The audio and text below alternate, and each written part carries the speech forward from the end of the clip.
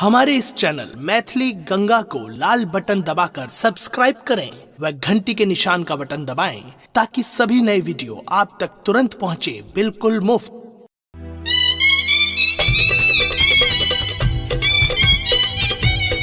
यौ ठीके कहै छै लोक, ननद आ भौजाई। ननद घर में छोट से छोट कोनो पाबनि तिहार होए चाहे ओ कोनो कार्यक्रम होए चट द मांग के लेल पहुंच जाय छै। यौ बहिन के चाहे केतबो नीक बर क दियौ वा नीक घर क दियौ, लेकिन ओ अपन भाई आ भतीजा पर जन्म सिद्ध अधिकार बुझै छै। देखियौ ने, उम्हर बौआ के जन्म भेल आ एम्हर बहिन बधैया मांग चलि एलखिन। भैया घर में बेटा भेलै बधैया मांगा एलौ हला। भैया घर में बेटा भेलै बधैया मांगा एलौ हला। भैया घर में बेटा भेलै बधैया मांगे एलौ हला।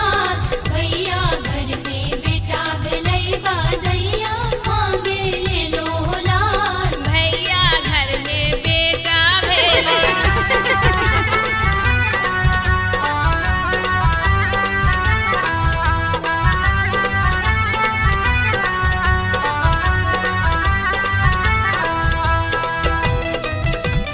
अपने सुन रहल छी गंगा कैसेट के प्रस्तुति।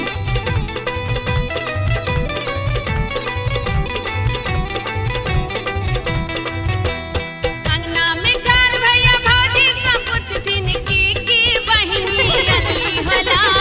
अंगना में ठाड़ भैया भौजी से पूछथिन की बहिनी अल्ली होला। अरे अंगना में ठाड़ भैया भौजी सब पूछथिन की बहिनी अल्ली होला। सोना धरी के मठा हमन लौ, सोना धरी के मठा हमन लौ, हीरा धरी अंगूठी होला। सोना धरी के मठा हमन लौ, हीरा धरी अंगूठी होला। भैया घर में बेटा भेलै बधैया मांगे एलौ होला। भैया घर में बेटा भेलै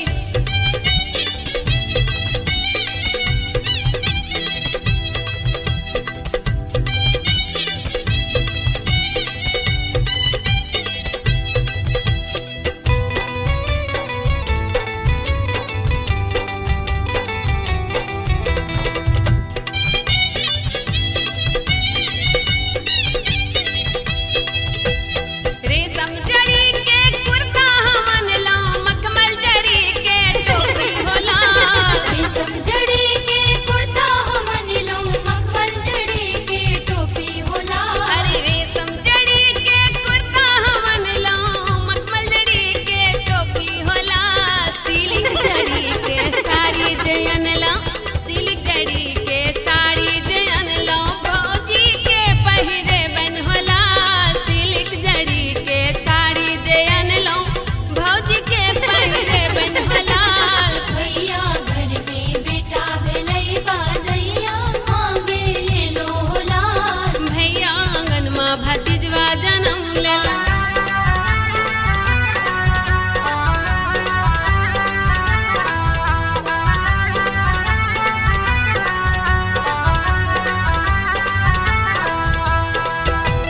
अपने सुन रहल छी गंगा कैसेट के प्रस्तुति।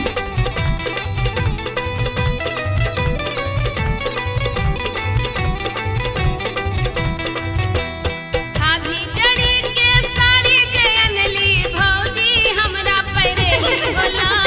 खादी जड़ी के साड़ी जयन ली, भौजी हमरा पहिरेली होला। अरे खादी जड़ी के साड़ी जयन ली, भौजी हमरा पहिरेली होला।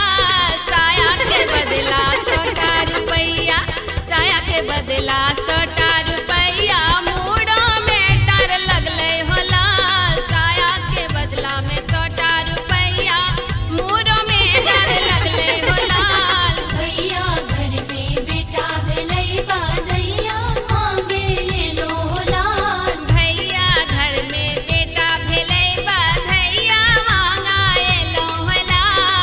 भैया घर में बेटा भेलै बधैया मांगा एलौ होला।